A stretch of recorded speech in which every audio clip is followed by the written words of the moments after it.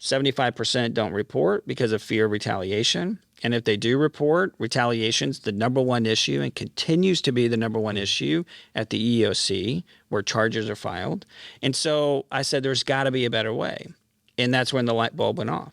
And I said, okay, if I can create a technology platform and add in a human element to it, meaning instead of sending it back to the employer and put the onus on them to unravel that yarn, to unravel this kind of sticky drama situations, but we could investigate it with attorneys or not, and we could do it in less than 5 days. I think we have a winning solution. Welcome to the Self-Funded with Spencer podcast.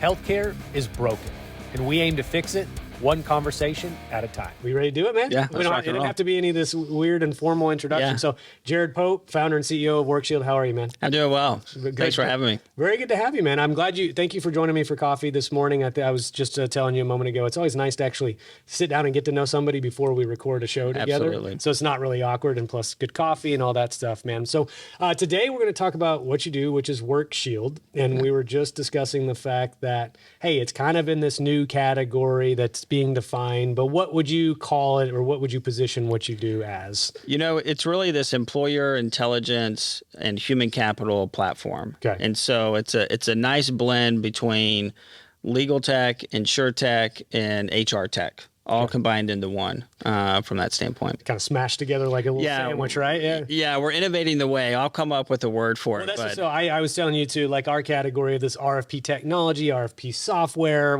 there is no category that's been clearly established yet. So we're kind of defining it in real time. So I can appreciate the fact that there isn't, it's too new to have a name yet. But before we get into WorkShield, man, and I really do, I mean, this is going to be a fascinating subject. I've never covered anything like this. People that are listening to this podcast regularly, this is going to be a kind of a fresh topic and probably a new idea for a lot of the brokers that are out there. But let's get to know you, Jared Pope, a little bit before we get into that. So who are you?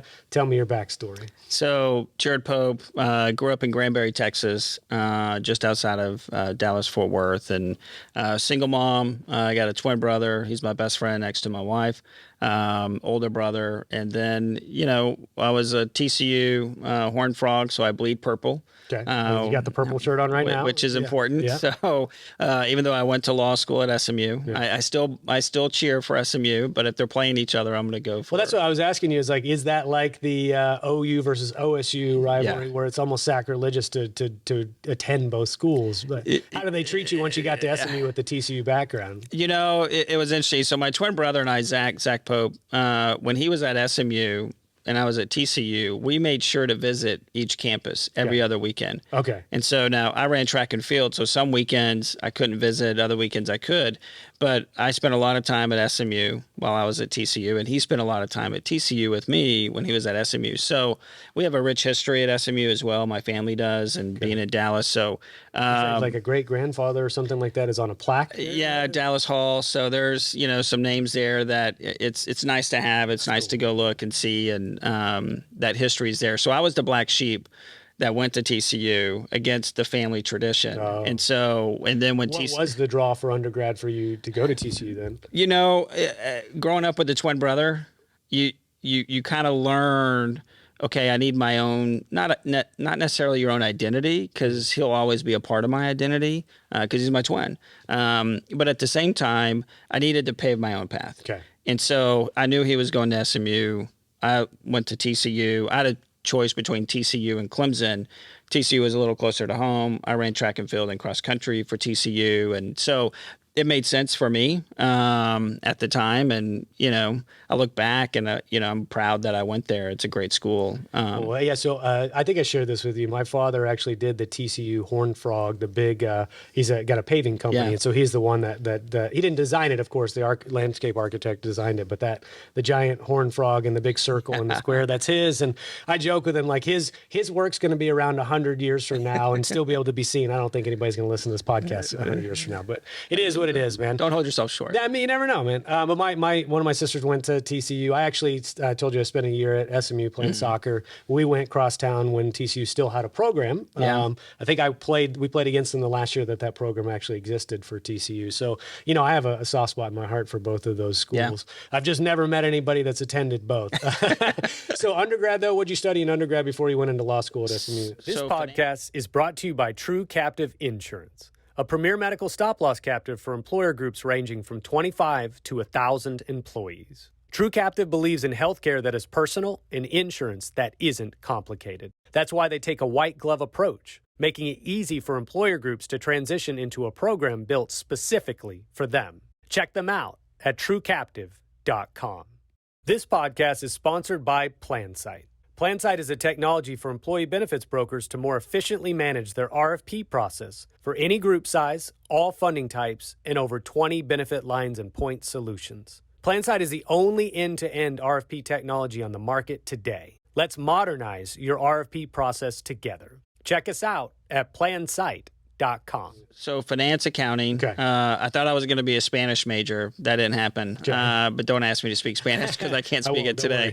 Finance and accounting, and then went to SMU. I thought I knew what I wanted to be, a lawyer. So I just kind of happened to go into that space. But then, which we'll get into later, I realized being a lawyer is great. It changes the way you think. But I've been applying that from an entrepreneurial standpoint to kind of pave my own path. Yeah, so you wouldn't consider yourself a recovering lawyer, or I mean, like, is there... No, I am a recovering lawyer. You are. So. Okay. Well, it's funny. Yeah, like you get into that profession, right? Probably with an idealistic viewpoint of what you can do to change the world and defend the little guy. And I'm sure the reality, just like every other job, once you finally enter into it, you're like, oh, this wasn't quite what I expected. Right. Still, I'm sure the law and practicing law is what made you who you are today. You still have a practice too. Yeah, correct? That's right. And so other people kind of manage that today. But I remember sitting on the lawn at SMU graduating and thinking to myself, I have the ability to change the world. And it was kind of empowering at that point. And, I'm a pretty emotional person when it comes to feelings. And I remember crying while I'm out there on the lawn in this blazing heat, Oh, yeah. But then realizing, wow, I have the ability to change the world, to change the life of people, to change the trajectory of where I'm going to be. And quickly realized after that, school doesn't teach you anything. Mm-hmm. It teaches you how to pass a bar exam. Yep. And so when people ask me today, do you want to go to law school or should I go to law school? I say, if you want to change the way you think, yes. Okay. And it depends, right, on what you want to practice. And, when I did get into the practice of law, I'll never not like it. I always am proud of the fact that I went to a law firm. I practiced big law. I practiced small law. I was in-house at an insurance agency. It was the GC. And so all of those things combined together created me to who I am today. Sure.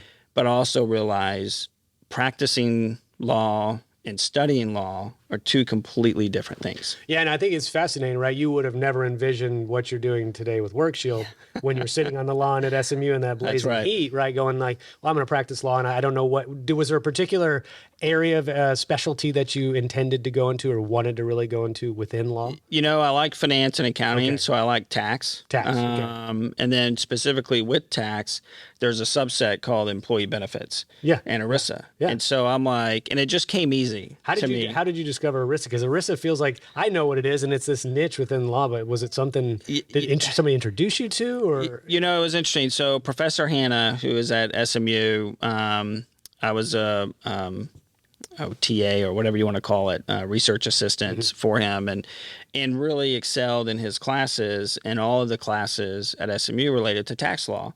And I kind of liked the employment side from there. I thought I wanted to be a litigator, but then I realized all the civil codes and court codes and procedures. I hated procedures, so I didn't want to do that. But he said, you ought to try ERISA, try to find that. So I applied to actually go get my LLM in tax. And so got accepted to Florida, which was a top 3 LLM schools. Got into Georgetown as well, and NYU I was waitlisted.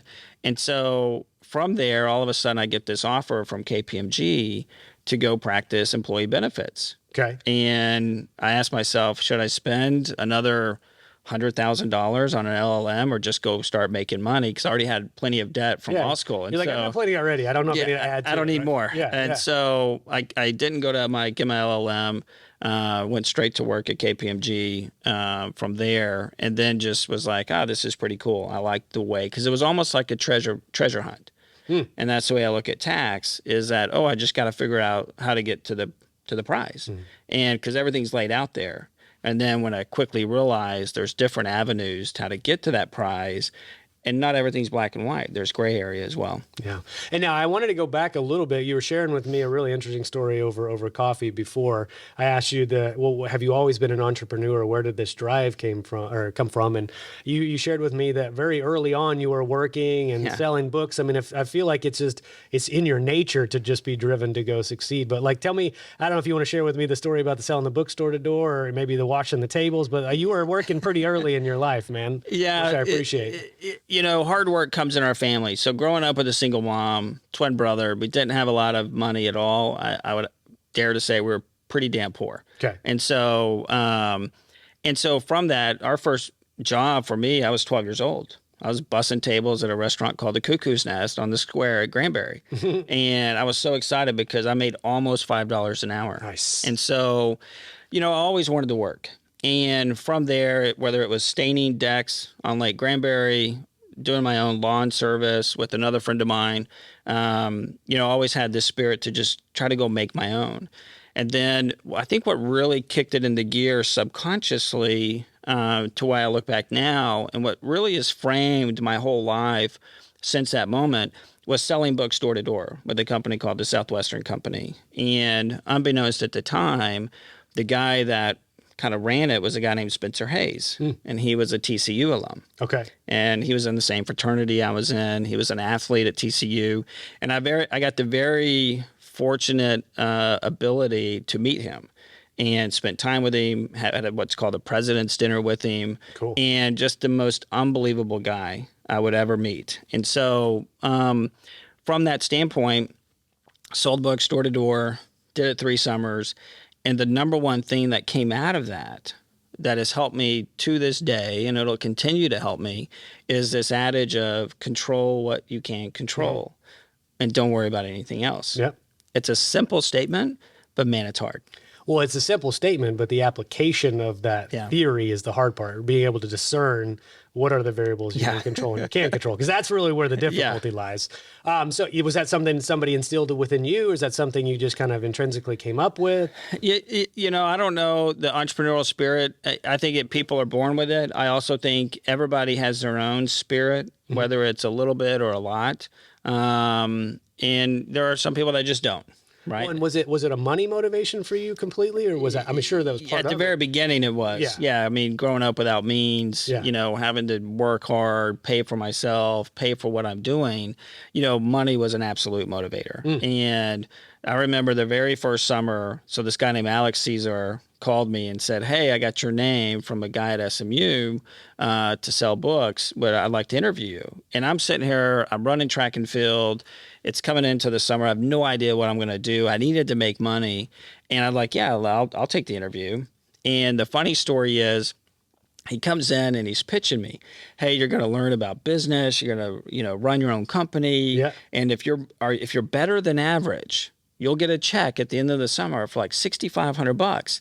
And now I'm a D1 athlete, and I'm sitting there going like, I'm absolutely better than average, right? Yeah. So look at all the odds that I already passed by just becoming a D1 athlete to run in college. What did you run, by the way? I have to ask. I was a mile and a steeplechaser. Okay.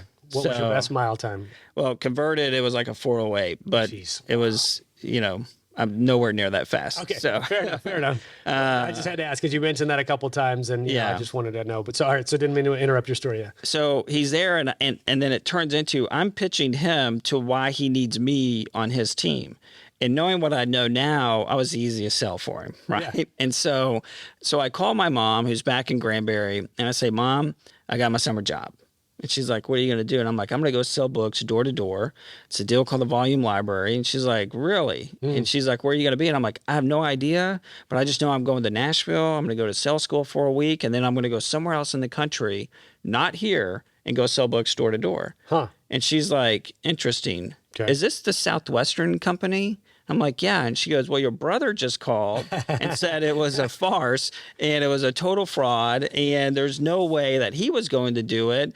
We really need to talk about this. Yeah. And so fast forward, talk to my mom, hear from my brother. He's a bank teller for a summer intern back in Granbury. And I said, well, I'm going to go sell books. And so from that standpoint, we had a bet, who can make more money. And that bet was, hey, whoever lost had to buy the other one a steak dinner. And so fast forward all through the summer, they're asking, how's it going? How's it going? And I'm like, oh, it's okay. It's all right. I'm learning more. It's not about the money. It's about what I'm learning. So fast forward, I make it home and all he wants to know is how much is your check? And so I slide it over and then he just says, hey, I'm selling books next summer. Yeah, you're like, you clearly made the correct decision. Did you have any idea throughout that summer what you were projected to make, or were you fingers crossed at the end of the summer? Oh no, check would come. You're actually managing the whole process. Oh, you are. Okay. You're the ordering, the taking of the orders. You're going to the bank every day. And the funny part was, if you do it today, I mean, I can imagine it's a little different. One of the things they tell you when you're first year is say, hey, you need to go establish a relationship with the bank and tell them you'll be depositing large amounts of cash into the bank account and checks from that standpoint. And you're like, oh, why do they need to do that? And you're like, well, if you're someone that's not from where I was in Russellville, Arkansas, and you bring in these wads of cash, people are going to start asking questions are you a drug dealer or what's happening? That would be my immediate thought. Yeah, for sure. And so, so I kind of knew where I was, and there was always these updates throughout the summer, and, you can make President's Club and did all this stuff. And kind of the big one is if you hit 500 units in a week, and every unit was about $4 of what you made. And so I hit President's Club several times. And so I knew in that 1 week, I made $2,000 in revenue, not what the profit was. So I knew I was getting up there from that standpoint. And then they have certain levels. But so the second year, so I did it for 3 summers, recruited Zach, so he was my team and, he came out a second summer as well. And so, he ended up selling 2 total summers. I sold 3 summers. And then some of the other clubs, they have the Mort Utley Club. If you sell 1,000 units in 1 week. Jeez. Which means you made a lot of books and door to door, man. Yeah, it is a lot of books. And so that's where I think I kind of knew from that spirit of, hey, I really like doing something that I can control. Yeah. Right? And not really reporting to someone else. Yes, you always have to report to somebody else. But if I can control my own destiny and focus on that, then I don't have to worry about someone else saying, hey, you don't have a job anymore. Well, you taught you how to build a business like you were saying. And selling door to door and selling books door to door, obviously that's challenging in and of itself. So like you feel like, oh, I could do this. I can essentially do anything I want to do because I kind of know the mechanics of how to do it at this point. So bring me forward now in your obviously your career. You were practicing law for a while, kind of realized maybe that wasn't exactly where you wanted to put your passion at this point. Where did WorkShield come from? Where did this idea for present day WorkShield? So it was a blend. So being in the insurance industry, the benefits industry, I was GC at an insurance company here in town that ended up selling to another group. And so had my own law firm at the time. And I'd already created a couple of other companies. Oh, you failed successfully. Okay. Congratulations. Semi-successful in one, but completely failed in several others and learned a lot from that standpoint. And so it was November of 2017. Okay. So right when the Harvey Weinstein issues were coming out and the Me Too movement, and a lady named Laurel Legler sent an email to a guy named Mitchell Andrews, who's at the Plexus Group. Okay. And Mitchell Andrews, and they were a client of mine at the time, sends me over this email, and I realized there's this attorney out of California, and he had this article. And the article was about how he's trying to address the sexual harassment issue. And he created what he called the Workplace Harassment Intervention Prevention Plan. Okay. And he called it the WHIP. Well, the whip. It was a horrible name. Yeah, that doesn't, yeah.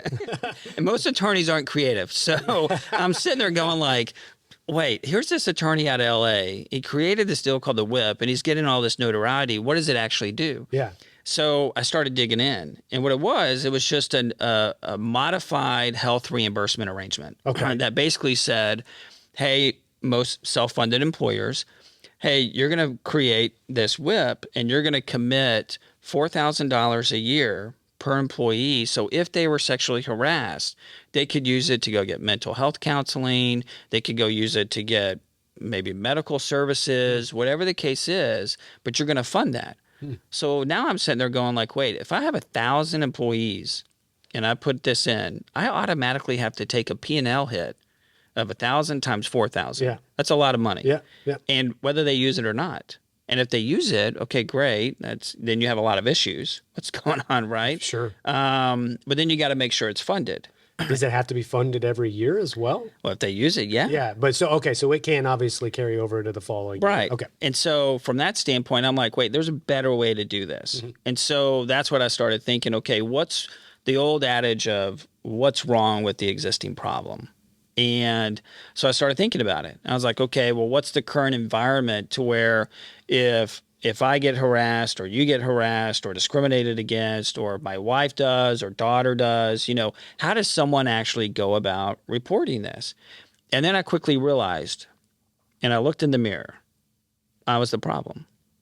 In what way? In the way that I was a lawyer. Okay. Because lawyers provide to clients this check the box compliance aspect. And as a benefits lawyer, I'd be like, oh, here's your check the box compliance document. Oh, put in an anonymous hotline.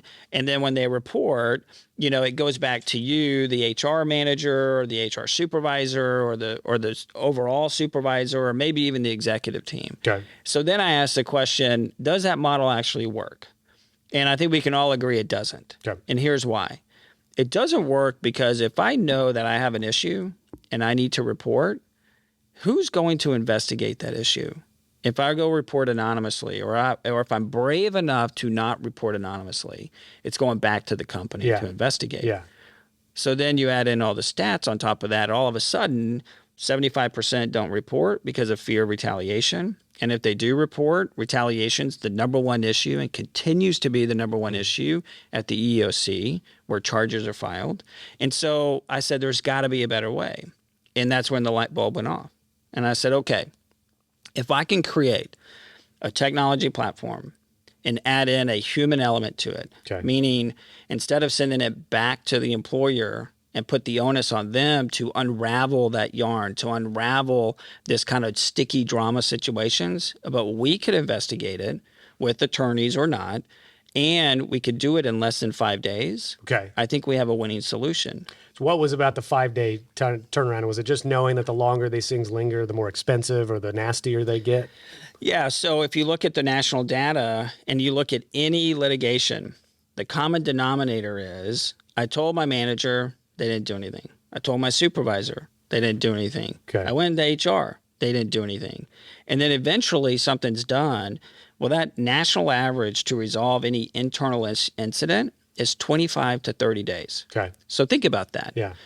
We both have kids, daughters, and let's say, or wives harassed, discriminated against, they report, they have to continue to go to work for 25 days. Knowing, is my employer taking care of this? Yeah. Are they really care about me? Am I truly being heard? And probably seeing that person on a day-to-day basis. Yeah. Right. And so I knew, well, if we can answer why is it taking so long? Well, it's taking so long because they don't have the time to actually go do it. Because why? You and I both know HR, underpaid, overworked. So number one reason. So that's where the 5-day came in. And it was a bold goal. Okay. And when I first pitched this, people were like, how are you going to do it in 5 days? That seems really, really fast. Right. And I said, well, because we're going to have a hyper-care, hyper-focused model, and this is all we're going to do. So I joke with people, we're a little like TNT, and we love drama, right? And so this is all that we want to handle. We want to take the drama off the plate. Okay. So the whole platform set up, and, from today, so we're 4.5 years in, I will tell you, our average turnaround time on over 100,000 employee lives, 4.2 days. There you go. Nailed it. So Over delivered. Yeah. Under promised, over delivered. Well, it's funny. I was just kind of thinking while you were talking about that time frame. My very first job was a claims adjuster. So I wasn't going on site and adjudicating claims or adjusting claims. I was investigating, like, oh, there's a trucker that had a wreck with so and so in Wisconsin, right? Like, let's figure it out. But I knew that I had a certain amount of money sort of on the table immediately to offer a person. I don't want to say to go away because that's not appropriate, but to go, okay, if we could resolve this today, would you be able to, with $500 be cool? Because they knew the longer that it lingered on, the more, oh, my neck is starting to hurt. You know what? Actually, my back is hurting now. Right. Then they get a lawyer. No offense to the lawyers of the world, but then you know, okay, well, that claim is going to become exponentially more expensive the longer it goes on. So is that also the case with these types of situations, that they also become more expensive potentially the longer it goes, or not necessarily? No, absolutely. Okay. And think about the person that is subject to that 25 or 30-day period, right? What goes through their mind? So let's assume I've just been harassed or discriminated against. I report it, nothing happens. Well, internally, all of a sudden I become anxious. Now I become resentful. Now I just don't care anymore. I'm going to go sue the heck out of you. Yeah. I'm going to go take it to someone else. At the moment they hit that tipping point, right? It doesn't matter what you do. And so if you can stop that tipping point from happening, and it's really neat. So I look back on things that I've learned through life. And in law school, there was this idea called the role of apology. Okay. And the role of apology was a study done by an attorney and professor, and it was in my torts class. And in the class, they said this role of apology was this idea where they studied all of these big cases. And they went and interviewed all the plaintiffs that won these huge amounts of money on these plaintiff cases. And they said, okay, great, you just won $50 million. Is this really what you wanted? And 99% of the people said no. Really? All I wanted was an apology. And that dawned on me when I was thinking about, okay, how do we solve this problem? And it becomes this role of being heard. And so when we launched the company in 2018, we had the tagline of "Be Heard" at WorkShield. Yeah. Well, now you see "Be Heard" everywhere. Yeah. Right? I'm not saying it's because of WorkShield. It might have been a little bit. It may be a little bit. I'll take a little bit of credit. But it was this idea of the role of being heard. Okay. And so when you take that into consideration, yes, everybody wants quick access. They want fast service. They want ability to report things really, really quickly. But at the end of the day, if I've been discriminated against or maybe harassed or maybe I have an issue, yes, I want to report easy. But at the end of the day, I want to know that someone on the other side actually hears me. Yeah.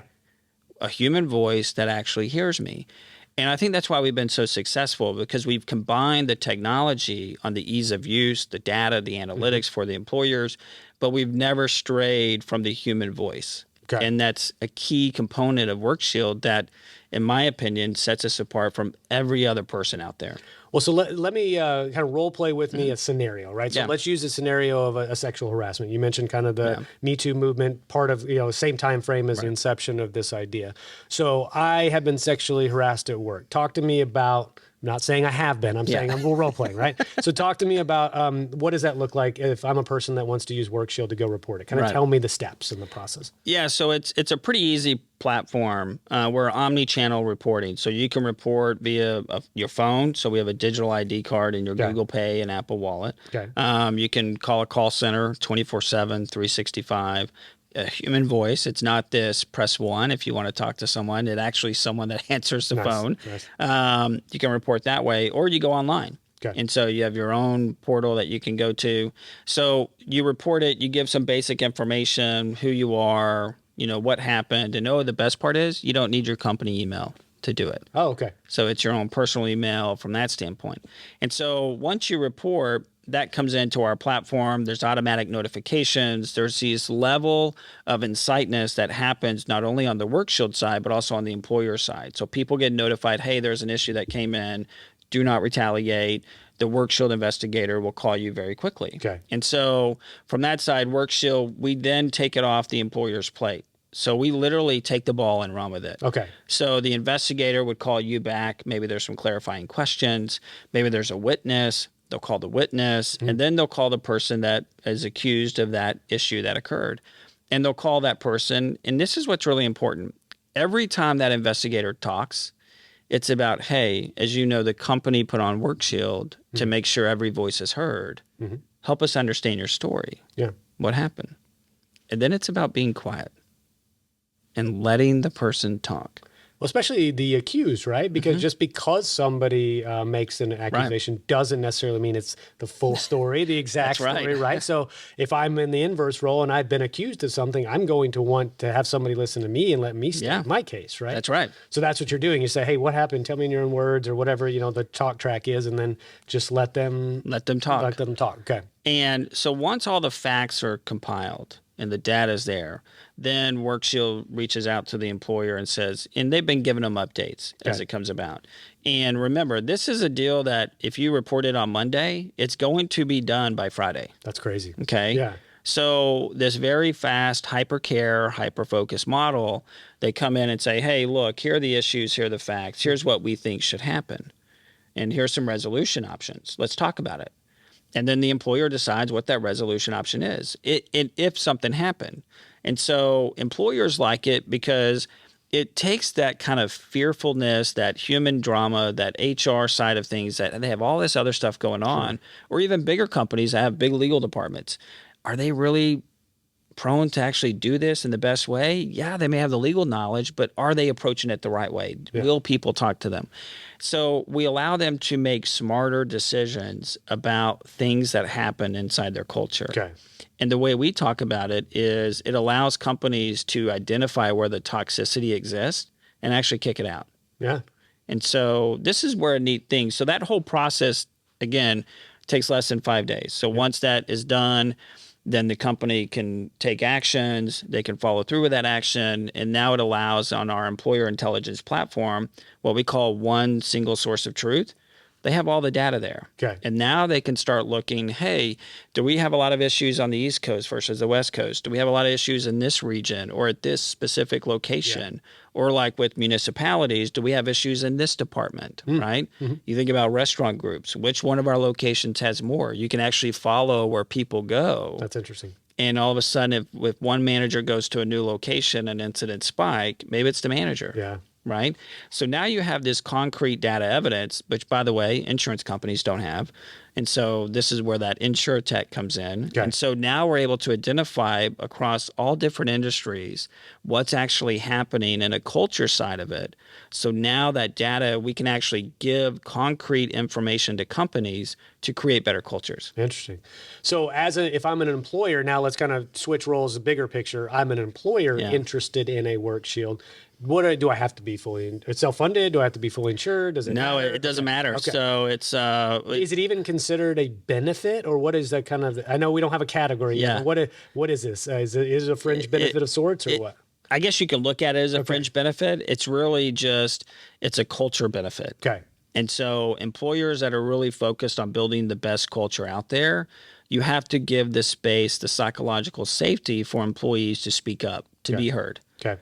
From that standpoint. And so we design everything as if it's a benefit because most employees understand what a benefit is. Sure. So all the material comes out like it is a benefit, but there's no designation to it. The closest one would be like an EAP. I was going to say, this sounds most similar to EAP to me, the little that I know about it, but could you work in conjunction with an EAP? Could they have an EAP plan and WorkShield simultaneously? Absolutely. Okay. So, and our clients consist of mom and pops. So our lowest client is 10 employees. No kidding. Okay. Our largest client is 10, 15,000 plus employees. Okay. And so some pretty big names that we have on there. And so, but locally, nationwide, Mexico, Canada, Europe, all across the country and the world, we have clients. And so we're growing at a pretty rapid pace, but employers really like it because if you think about today, where are we today? We're in a world of DE&I. Mm-hmm. We're in a world of ESG. Mm-hmm. We're in a world of culture. We're in a world of how do you make employees happy?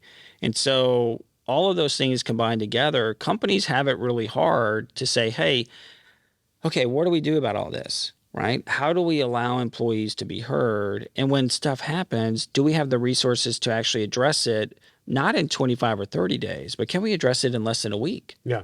And I think that's where they're looking at us because it's not only the technology play, but but also the data, the analytics. Well, the data definitely intrigues me for sure. The ability to use that data collected, and then obviously, I think you mentioned like you have 100,000 or so lives on the platform now. Wait till you get to 1 million or 10 million. Right. Sort of the quality of that data and the application of that sort of an aggregate is going to be very interesting. What actuaries and things like that, behavioral health folks, and there's companies out here that use a census and apply like social determinants of health to underwrite cases. Right. I mean, there's all sorts of applications for that data. What about the distribution channel itself? I talk to brokers all the time. Our mutual connection was a broker. Is it going through that channel to get to the employers? Are you going direct? I mean, what's your kind of sales process? Yeah, so good question. So coming up in the insurance side of things, even from a legal perspective, that's the easiest way to get it out. Yeah, right. I agree. And so we do have a broker distribution model. We have some select consultants and brokers that we work with. From that standpoint, obviously the gentleman that introduced us, they're a friend of the firm, friend of the company, and so we mainly distribute through consultants, distribution partners, just like any other benefit plan or insurance product. And so, but then we also go direct. And what we often find is it's a healthy mix of both. Yeah. So we have a lot of consultant broker business, but then we also have a lot of business where people come to us or, hey, I know the CEO of this company over here, they really need this from a standpoint, or they're really worried about their culture, not because they have problems, but also even going back to where we are in a social climate is the cancel culture, the woke culture. Yeah. What happens if something comes up? I'm on the front page news because I had no idea what was going on. Am I going to get canceled? Yeah. Am I going to have a $400 million contract pulled from me because some manager got a little frisky and what? Now they cause me to lose all this business. Yeah. So there's this different levels of excitement. I'd say the social media world, I use LinkedIn. I market the stuff on Instagram. Twitter is one that I kind of shied away from and even deleted my account because that place, that scares me. But it's like, there's a famous story and this lady made a really bad joke. I think it was a racist joke, and she made it on the way on an airplane. So sends this tweet, turns her phone off, flies, I think, overseas, lands. Obviously, it's blown up in the interim, caused a huge stir. I mean, millions of people interacted with this tweet. It was crazy. She lost her job, staying on the company, right? And that happened within the time frame of her taking off and landing on an airplane because of a bad joke. It was an off-color joke, and it was a bad taste, but it was still. She thought, oh, funny, haha, I'll send this tweet, and became infamous overnight. So those things, I'm sure, terrify employers that somebody's had a couple drinks, decides to send out whatever tweet for whatever reason, wake up in the morning, all of a sudden I've got a PR nightmare on my hands. So you guys can handle stuff like that as well, then, right? Yeah, we prevent that from happening. Prevent it. Okay. Really? And so like, don't sign up for Twitter? Is that I mean, it's more about, we can't control what people say on social media, right? Yeah. But what we can do is allow people who get offended to speak up, to be heard. We can look into it. And in this day and age, it's a little sad because when you and I grew up, we could make mistakes and the world didn't know about it. Yep. Maybe our community knew about it, but it was a community of love. It was a community of support. It was a community of partnership. Yep. Today, that community of partnership and support and love, that's on social. Yep. And is it more harmful or more loving? Yeah. And I think people are quick to judge about other people. And so in today's society where people, and I feel bad for our kids, they're growing up where they can't make a mistake. Yeah. And which puts more pressure on it. And so the thing that I love about WorkShield is that I tell clients all the time, look, people are going to make mistakes. Don't judge someone by one mistake. Yep. If it's a super big mistake, totally get it. You got to take action. Make sure they're accountable for it. You're accountable for it, and you do the right thing. But at the same time, you have to understand and know about the mistake. And how many times, so going back to that question, how do we see this? Well, all of those cases that you see on the front page, all of like the McDonald's cases, all of the Google cases, the Apple cases, people walking out, all the common denominator of that is, I raised my voice and I wasn't heard. Yeah. And then I raised it again and I wasn't heard. Yeah. And then I raised it again and I wasn't heard. So finally, I'm just going to do what I'm going to do, and it doesn't matter anymore. And I've already have that resentment. So it doesn't matter if it hurts me, if it hurts anybody else. That's the ability to truly change culture, is to give people that psychological safety of saying, no, I can raise my voice and I am going to be heard. Well, and then this is how you hopefully make sure your employees don't end up on a Project Veritas expose or something like that, right? It's like, hey, you didn't listen to this person, or they didn't feel they had the ability to voice their concerns internally or to a third party like a WorkShield. Now it's out there in the worst possible way, right? So how do we keep that from happening? And this seems like a very nice intermediary step between those two terrible ends of the spectrum. So let's kind of land the plane here a little bit. A couple minutes left. I want to get you on your way to lunch and things like that. What do you think the future of your company looks like, or the future of this yet to be named category that you exist in? How do you kind of perceive it evolving over the next couple years?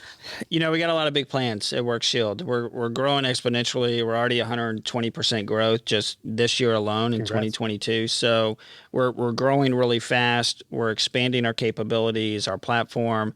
Where I think we're headed is a place that's really exciting, to where we're going to be able to manage risk even better or with these individuals a lot faster than any carrier can. Okay.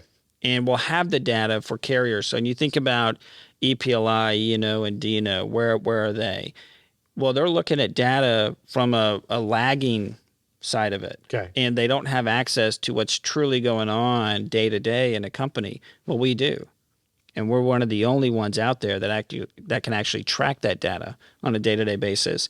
So it's not only that insurance side of it, being able to underwrite better, but it's also the ability for employers to say, I am the best employer. I want you to feel safe. I want you to feel psychologically safe and secure.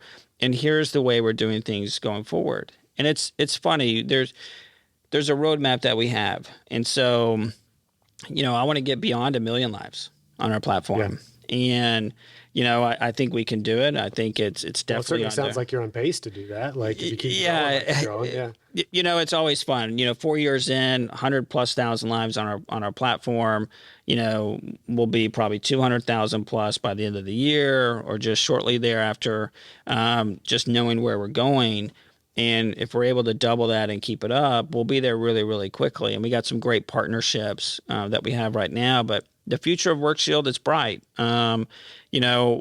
One of the key components of WorkShield that my co-founder is Jennifer, my wife. And so one of the things we talk about all the time, and another guy named Travis, who's on the founding team as well, those are my three best friends: Zach, my twin brother, Jennifer, my wife, and Travis Foster. And so one of the things we constantly talk about is the integrity of our company and the collaboration of which we do, and we got to be innovative. Mm-hmm.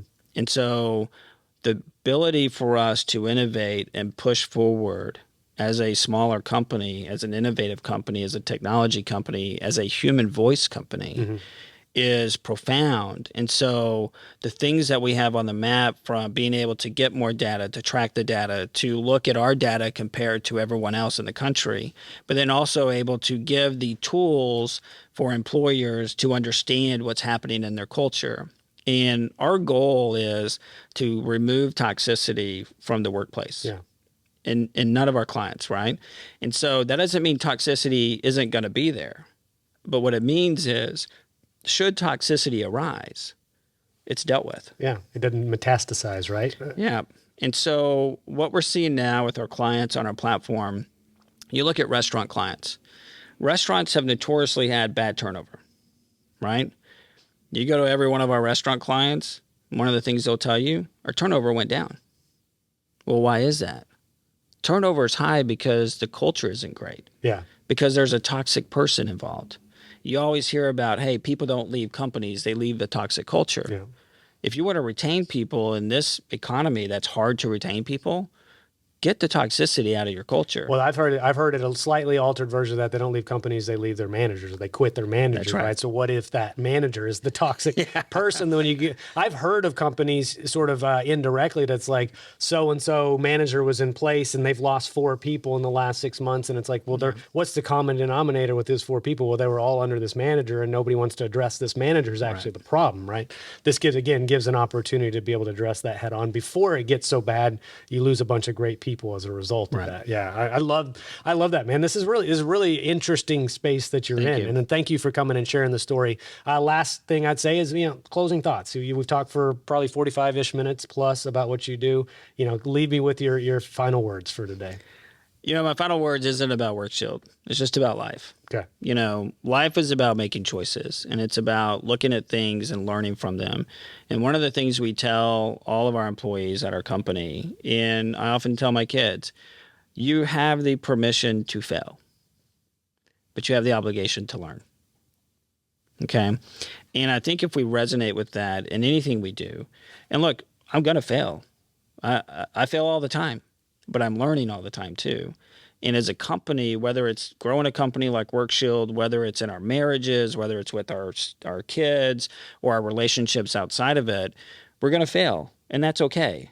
But we got to learn from it, so we don't make that same mistake. And so that's what we're really about as an individual, which then gets into WorkShield. And so, the main thought is, look, fail successfully and learn a lot. And if you do that, I think life's going to treat you pretty well. Right. Yeah. Well, that's a brilliant way to end it, man. So, Jared, I really appreciate you coming on again. Thanks for sharing your story. I wish you success and hope to talk to you soon, man. Yeah, it's awesome. Thank you. My pleasure.